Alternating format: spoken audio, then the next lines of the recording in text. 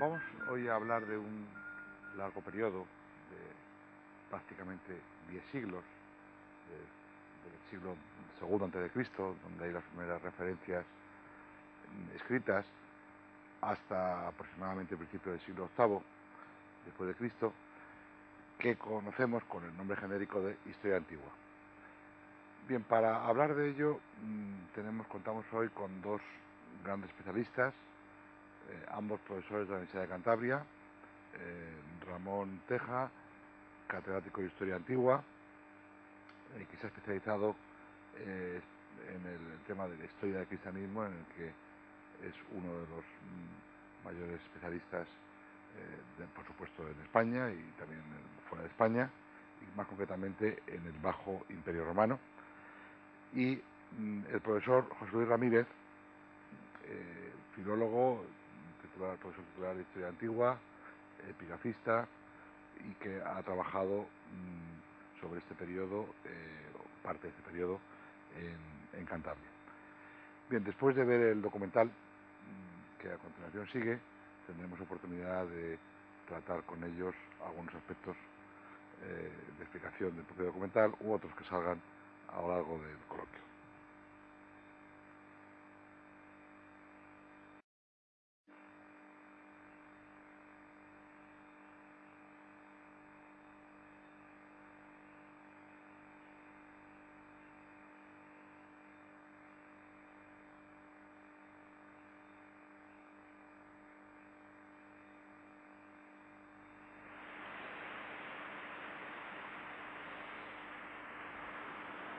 Para los cántabros, la romanización comienza propiamente hablando a partir del 19 a.C., con su definitiva sumisión a Roma después de las guerras cántabras.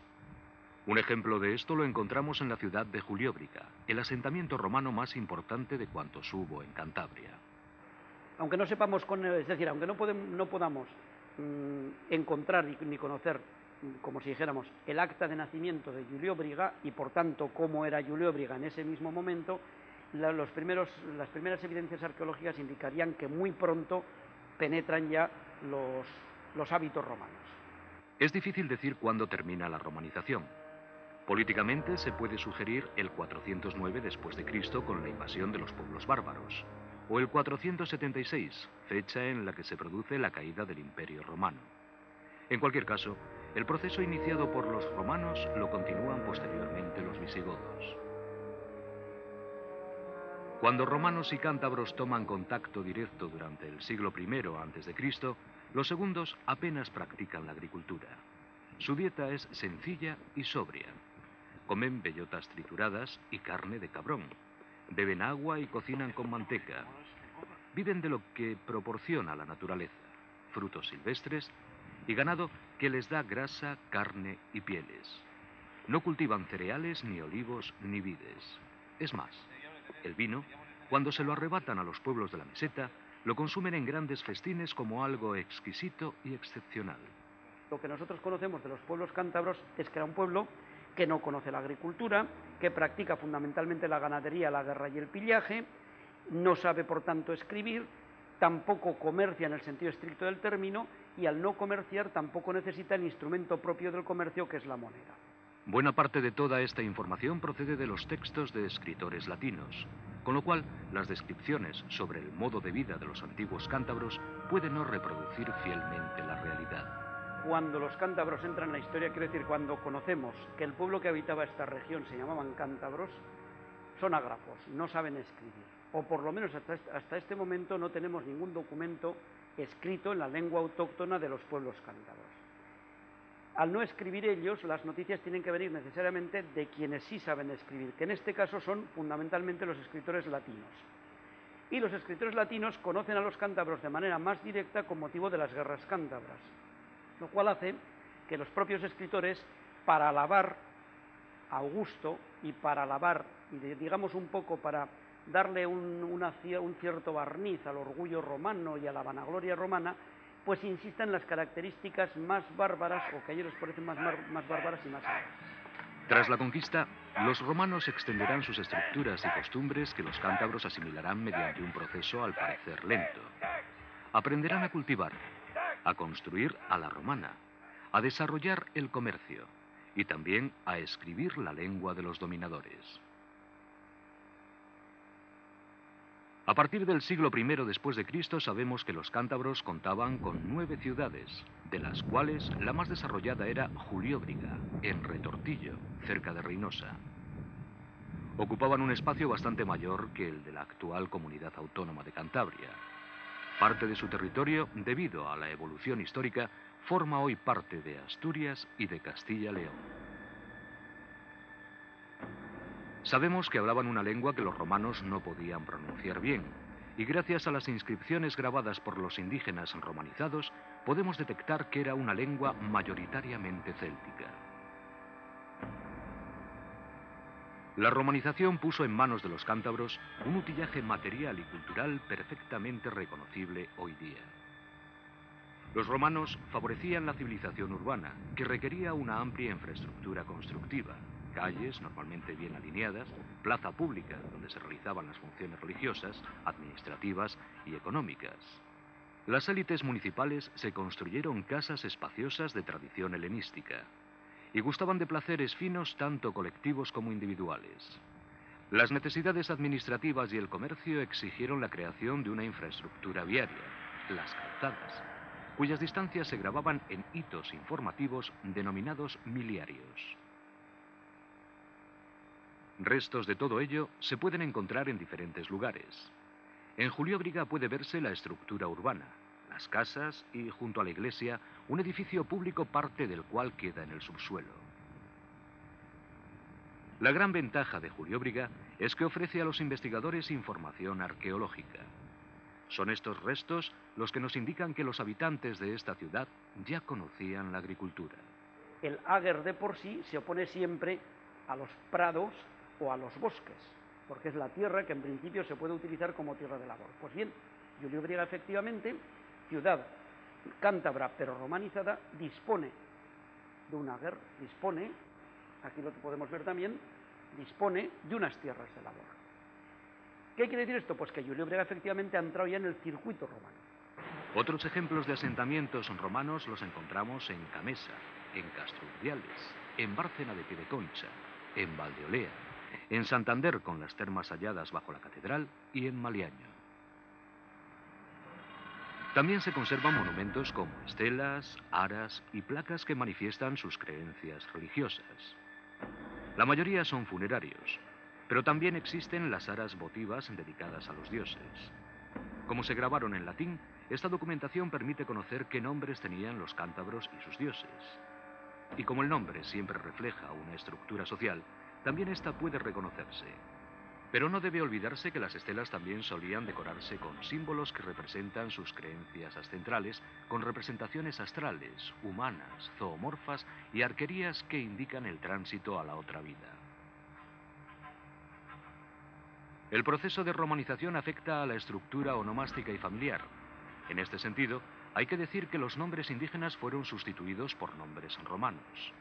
Esto se puede observar en la estela discoidea de Luriezo, en la que se puede leer: Monumento de Ambato Pentovieco, de la familia de los ambáticos, hijo de Pentovio, de 60 años. Pusieron este monumento sus hijos Ambato y Doidero. Erigida en el siglo II después de Cristo, quizá en el III, la estela está escrita en correcto latín y constata una costumbre muy romana: hacer monumentos funerarios en memoria de sus difuntos. Sin embargo, todos los demás elementos son indígenas. La estructura discoidea es característica de pueblos con rasgos indoeuropeos como los cántabros o los verones. La onomástica, toda indígena, es también indoeuropea. Pero tampoco la estructura familiar es romana. Ambato Pentovieco es hijo de Pentovio, del que deriva su segundo nombre, pero pertenece a una familia extendida, los ambáticos, de los que toma su primer nombre. Se respira un ambiente indígena con cierto barniz romano. Ni siquiera se menciona la divinidad romana de los difuntos. Hay en cambio otras estelas como la de la Masón, hoy desaparecida, en la que casi todos los elementos son romanos: la divinidad, los nombres de los personajes y la estructura familiar. Solamente en la decoración se conservan elementos indígenas. En lo que respecta a la estructura económica, apenas dejaron los romanos noticias sobre la evolución de la economía, excepto en lo relativo a la explotación minera en Cabárceno. En estas circunstancias, la lengua es el camino para poder rastrear los cambios que se produjeron. En primer lugar, hay que tener en cuenta los términos prerromanos, es decir, aquellos que pervivieron y que nos indican cómo vivían los cántabros antes de la llegada de los romanos. Términos como Bárcena, Serno o Sel indican la existencia de explotaciones agrícolas y ganaderas previas a la romanización. La Bárcena es el pedazo de tierra, el aluvión que queda a la orilla del río, normalmente en el meandro, en el recodo que hace el río, y que deja una tierra, en este aspecto, sumamente útil, sumamente fértil, para cualquier tipo de actividad agrícola, y más agrícola que ganadera. Y la Serna es un término céltico que significa tierra de sembradura, es decir, que se sembraba. Luego algún tipo de actividad agrícola tendrían, quizá muy reducido, muy estrictamente relacionado con con las necesidades más inmediatas, pero la Serna indica que aquella tierra ya tenía un uso específicamente o más propiamente agrícola que otra cosa. Por el contrario, término también autóctono, pero que indicaría otro tipo de actividad económica más ganadero, es el sel, porque el sel es el lugar donde se estea el ganado, es decir, donde el ganado aprovecha para descansar un poco. Los cántabros incorporaron términos romanos alusivos a la nueva actividad agrícola y comercial. Términos como yosa, que equivale a tierra cercada, son expresivos del tipo de agricultura y del sistema de propiedad privada que extendieron los romanos. Los romanos eran partidarios, por supuesto, es decir, su actividad económica y su actividad social se basaba en la propiedad privada. El campo en principio es abierto, si se cierra es porque hay que cerrar una propiedad propia de alguien. Bien, pues el término latino para esto es claudo, el participio clausum, y de ahí deriva la palabra actual llosa. La llosa entonces es un espacio de tierra cerrado, que lógicamente se cierra es porque ya se le da una actividad que le interesa al propietario. Se conservó la tradición ganadera con nombres también romanos, como busto, que significa tierra quemada, y braña, que equivale al pasto de verano. El comercio discurría por estradas, que significa calzada. Se pagaba con sueldos y se pesaba en libras. La lengua es, por tanto, el camino utilizado por muchos historiadores para reconstruir las formas de vida y las estructuras económicas adoptadas por los cántabros ya romanizados. Los cántabros fueron, poco a poco, adoptando la lengua de los conquistadores. De hecho, la lengua que hoy usamos es un habla romance que conserva rasgos antiguos hoy caídos en desuso, pero conservados en la toponimia o en el habla coloquial. Ejemplos de esto lo encontramos en términos como ilce, que significa encina, piesco, que equivale al melocotón autóctono, o piélago, que servía para denominar a la marisma. Junto a estos términos romances se conservan otros prerromanos. Cajiga es una variedad de roble, pueto, una denominación antiquísima de lotero, y gándara es un tipo de cuesta. La romanización es, por tanto, este proceso histórico que fue sustituyendo formas y hábitos de vida autóctonos por los propiamente romanos, y con ellos se fue sustituyendo también la lengua. Como no todo desapareció, hoy en día podemos reconocer elementos de carácter prerromano que sobrevivieron a esta colonización cultural denominada romanización.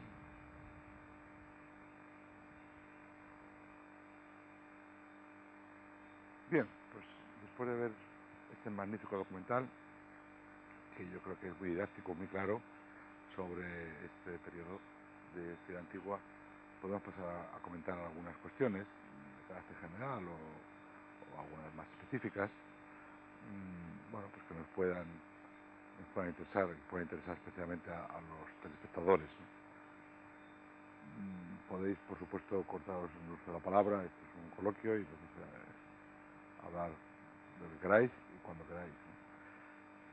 Podemos empezar quizás conectando con el programa anterior, en el cual terminábamos hablando de los cántabros, ¿no? Ese nombre genérico que en sí mismo también ofrece ciertas dudas, ¿no?, de su propio uso, ¿no?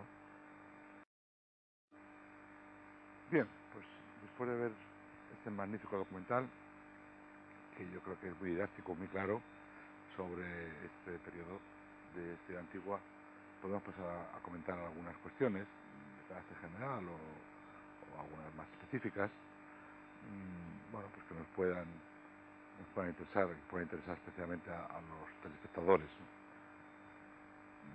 Podéis, por supuesto, cortaros el uso de la palabra. Este es un coloquio y podéis hablar de lo que queráis y cuando queráis, ¿no? Podemos empezar quizás conectando con el programa anterior, en el cual terminábamos hablando de los cántabros, ¿no? Ese nombre genérico que en sí mismo también ofrece ciertas dudas, ¿no?, de su propio uso, ¿no? Bueno, y que en el documental aparece, pero en fin, podríamos quizá añadir alguna cuestión nueva en ese debate que hay entre arqueólogos e historiadores. Es decir, ¿qué pesa más, los datos arqueológicos o los datos de, por ejemplo, de Estrabón, que dejó escritos? Bueno, yo creo que son complementarios. No podemos, si nosotros tuviésemos solo datos arqueológicos, estaríamos muy en el aire a la hora de interpretarlos. Y si contamos solo con los datos escritos, que no son muy abundantes, que son muchas veces de segunda mano y por gente que no era del país, que eran externos al país y que lo veían con una óptica naturalmente del extranjero, del colonizador en este caso, pues también nos dejarían muy faltos de contenido. Y por eso los historiadores de la antigüedad tenemos que estar, digamos, con dos ojos. Uno a la arqueología, a los restos materiales, otro a los datos escritos, a las fuentes literarias, y tratar de interpretarlos conjuntamente, complementando las informaciones de unos y otros. Que parezca a veces contradicciones, ¿no?, aparentes contradicciones, ¿no?, estas que aparecían en el anterior documental sobre los cereales y en este que hemos visto hoy, donde Estrabón dice que no conocían el trigo, ¿no? Bien, ahí lo que ocurre es que Estrabón, lógicamente, está viendo esta región y, en definitiva, toda la península ibérica desde la óptica romana, como ha dicho Ramón, efectivamente, y entonces es una comunidad fundamentalmente cerealística, y por tanto el cereal es uno de los alimentos básicos de la dieta del romano, del grecorromano.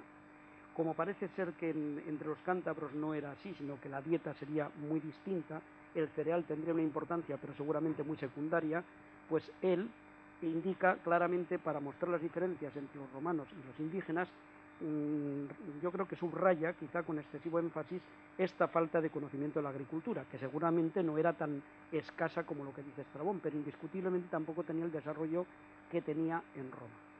Entonces, efectivamente, como las noticias, digamos, que vienen por vía historiográfica, son noticias en este sentido muchas veces bastante tópicas, o por lo menos basadas en tópicos, pues ahí es donde la arqueología efectivamente nos da otros elementos de juicio que pueden ayudar a complementar muchas cosas. Por ejemplo, la propia etnia de los cántabros, qué tipo de pueblo era. Pues a los romanos no les preocupó lo más mínimo, entonces no nos dejaron en ningún momento un escrito suficientemente bien documentado que nos pudiera ayudar a saber qué tipo de gente era. En cambio, la arqueología, o dentro de la arqueología, por ejemplo, la epigrafía, pues sí que nos da unos datos indirectos, a través de la onomástica, por ejemplo, a través incluso de la propia simbología de las estelas, pues nos permiten ver con qué otros pueblos de la península están conectados y, por tanto, hacia dónde debemos encaminar su parentesco de tipo, por lo menos, cultural y étnico. En este sentido es el que efectivamente se complementan y, por tanto, hay que trabajar ambas cosas. La toponimia nos ayuda a los historiadores de la antigua a situar, por ejemplo, en este caso, el conjunto de los pobladores, la onomástica. Ayuda bastante en el sentido siguiente. Hubo a principios de siglo una teoría que sobre todo desarrolló Bosch Gimpera, según la cual, porque la sociedad cántabra, tal como la reflejaba Estrabón, por ejemplo, parecía una sociedad bastante primitiva, entonces se insistía mucho en el carácter ibérico del pueblo. Es decir, un pueblo de tipo no indoeuropeo, sino anterior. Es decir, tenía unos rasgos tan primitivos, o aparentemente tenía unos rasgos tan primitivos, que entonces Bosch Gimpera avanzó la teoría, no fue el primero, pero quiero decir, por situarnos ya en este siglo, avanzó la teoría de un pueblo de carácter fundamentalmente ibérico. Claro, ¿qué ocurre? Cuando uno va analizando la toponimia que deja este pueblo, pues se da cuenta de que lo profundamente preindoeuropeo tiene importancia, pero no tanta, o por lo menos no es la única importante, y hay unos estratos indoeuropeos, precélticos o célticos, que por tanto ya nos llevan necesariamente a los pueblos de carácter centroeuropeos.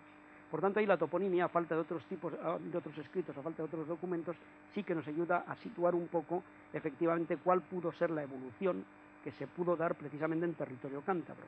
Habría una población previa, antes de la penetración de los europeos, para entendernos, y por tanto queda un rastro en la toponimia.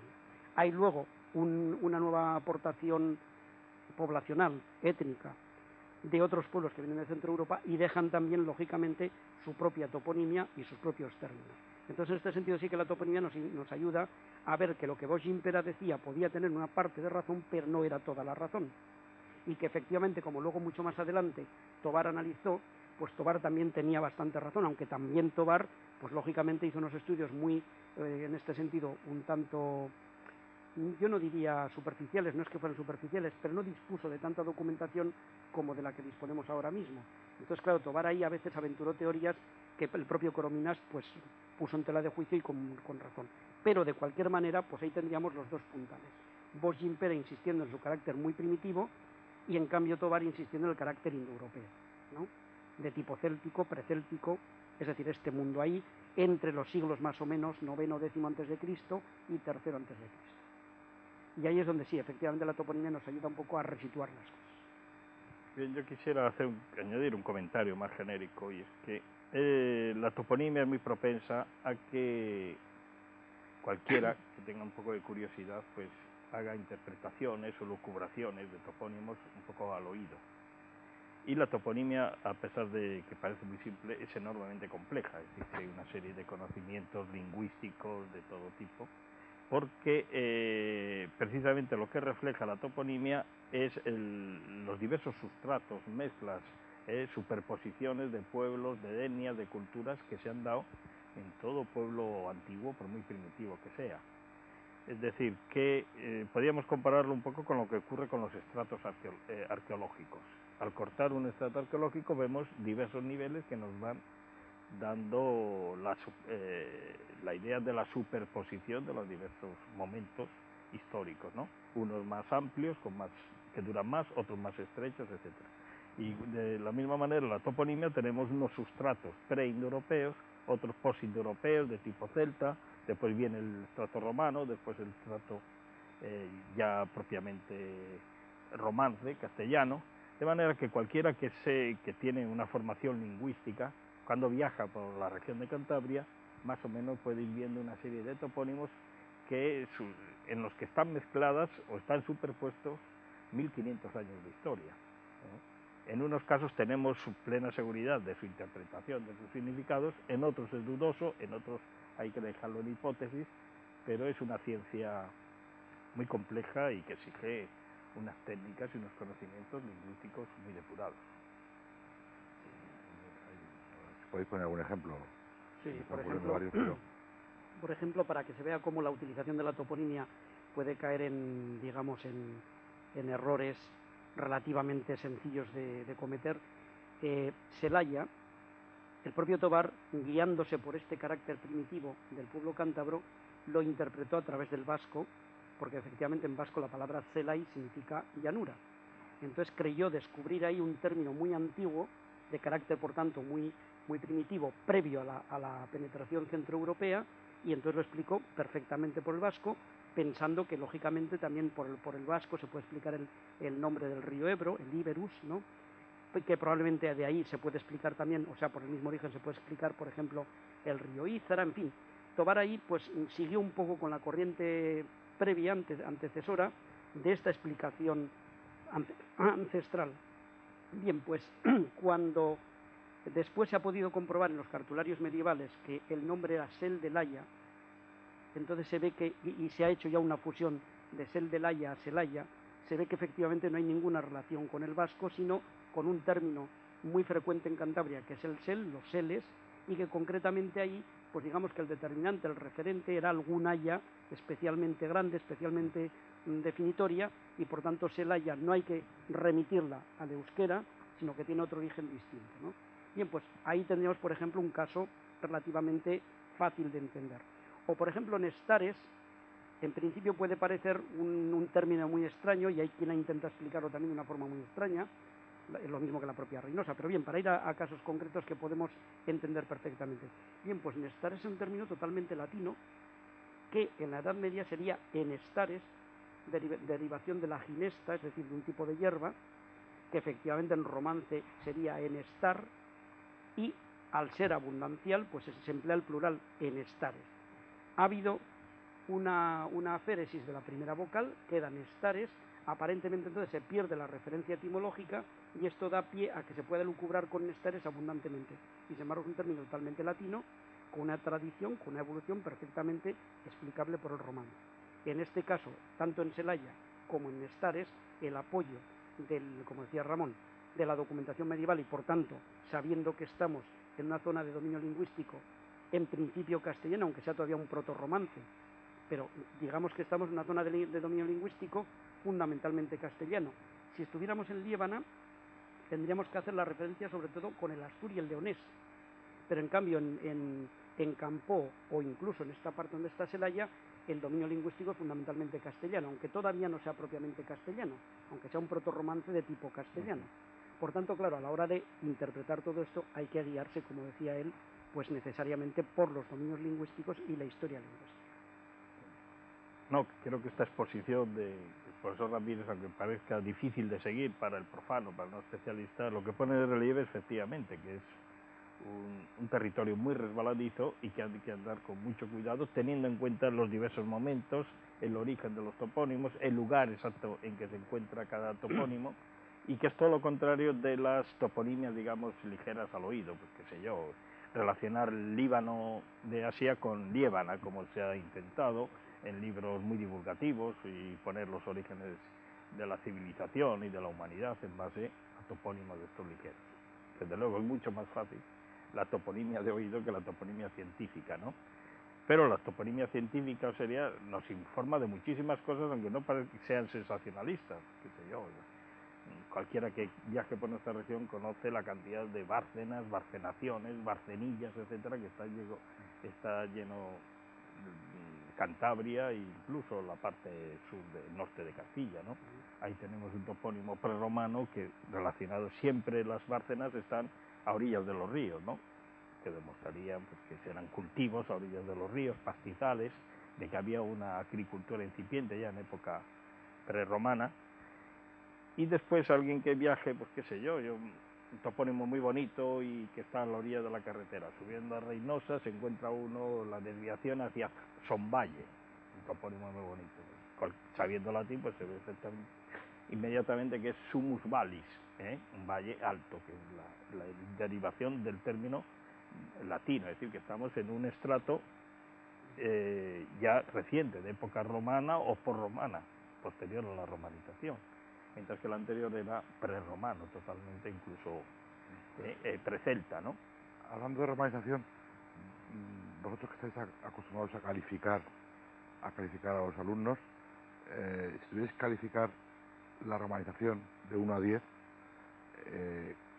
¿dónde situaríais el territorio de la actual Cantabria en la romanización? Es decir, comparado con el resto de la península. Comparado con el resto de la península. No, es decir, si suponemos que Roma es el 10, obviamente, y en fin, los lugares, pues supongo que parte de Vizcaya, Guipúzcoa, tendría una nota más baja.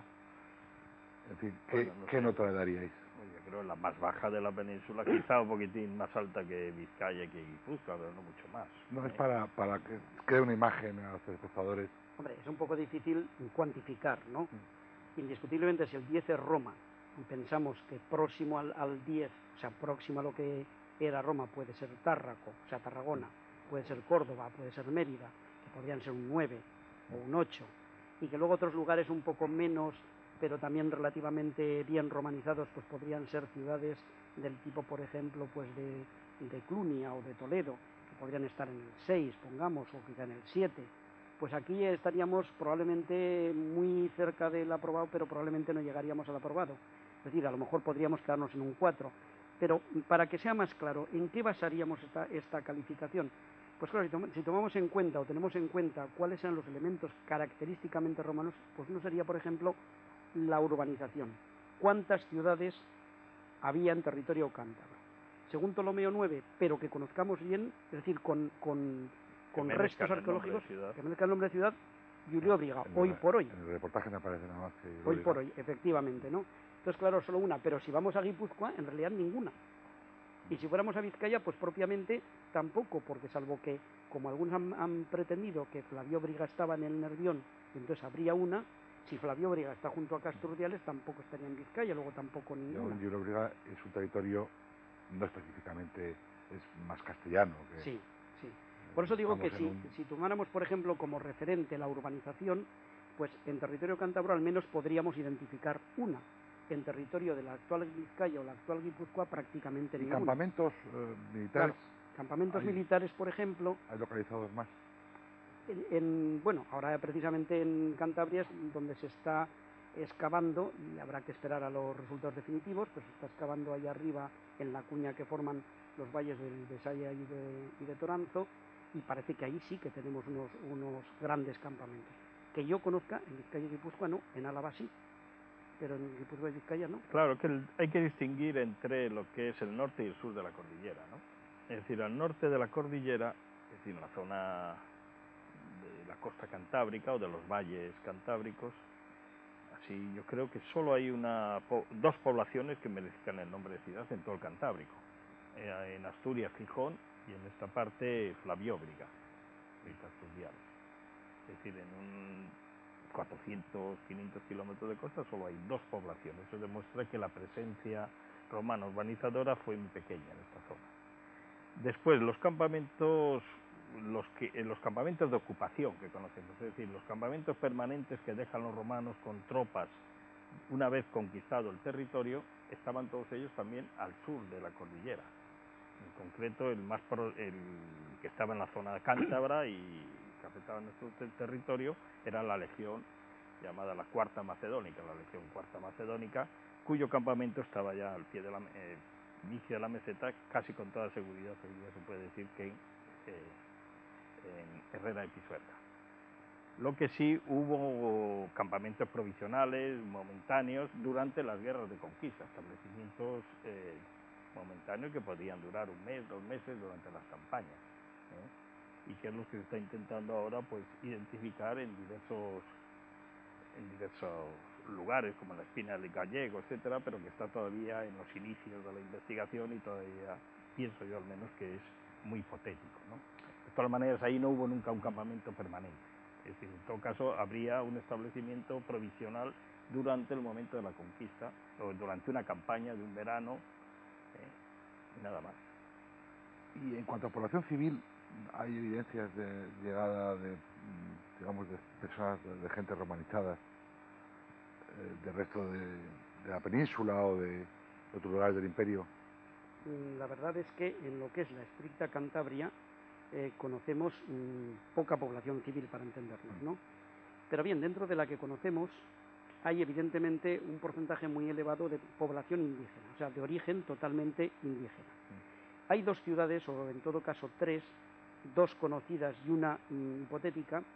Las 2 conocidas son los badinienses, de los que no conocemos el emplazamiento, digamos, urbano, pero sí el espacio que ocupaban, y luego Julio-Briga, donde sí conocemos el emplazamiento urbano.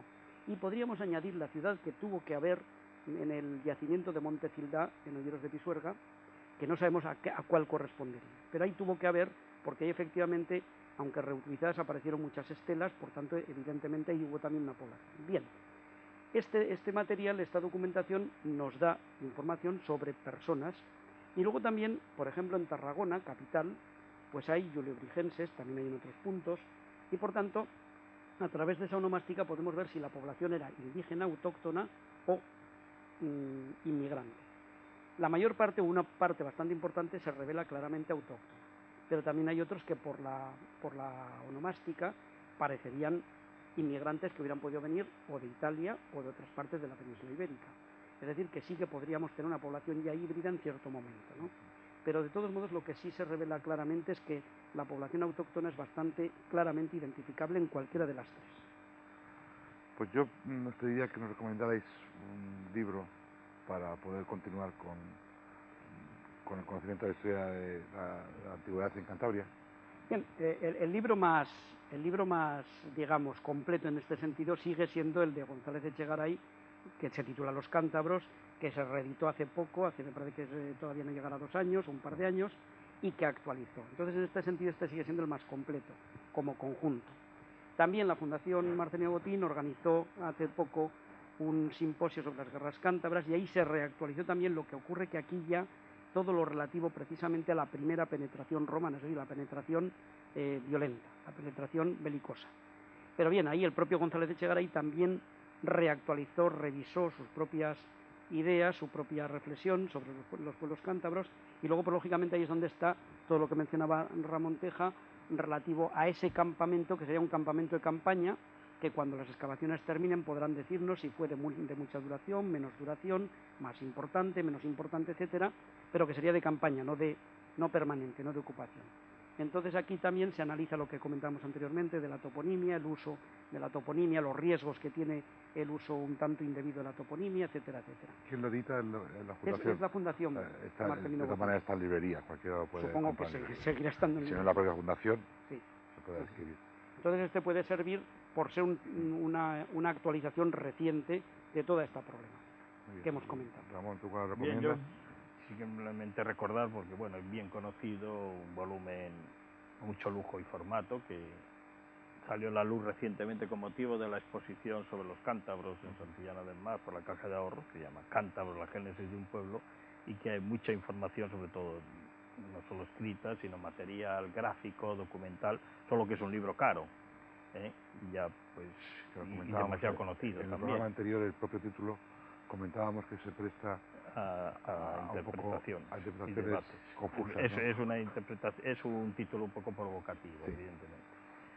Por eso quizá menos conocido y que está empezando a divulgarse, yo mencionaría este librito que es Atlas Histórico de Cantabria, que es un libro didáctico, de consulta,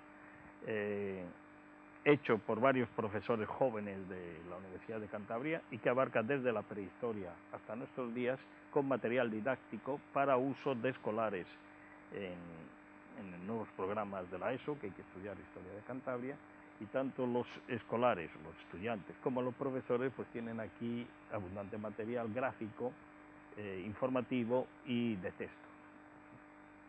Es un libro muy útil, creo, y tiene el mérito de que está hecho por jóvenes profesores, muchos de ellos doctorandos, etcétera, que han aunado sus esfuerzos. ¿Qué está investigando ahora en el terreno, en la historia antigua en Cantabria? ¿Qué trabajos hay en marcha? Bueno, yo personalmente y algunas personas que trabajan conmigo, pues estamos especialmente metidos en temas que no afectan directamente a Cantabria, sino que afectan al ámbito del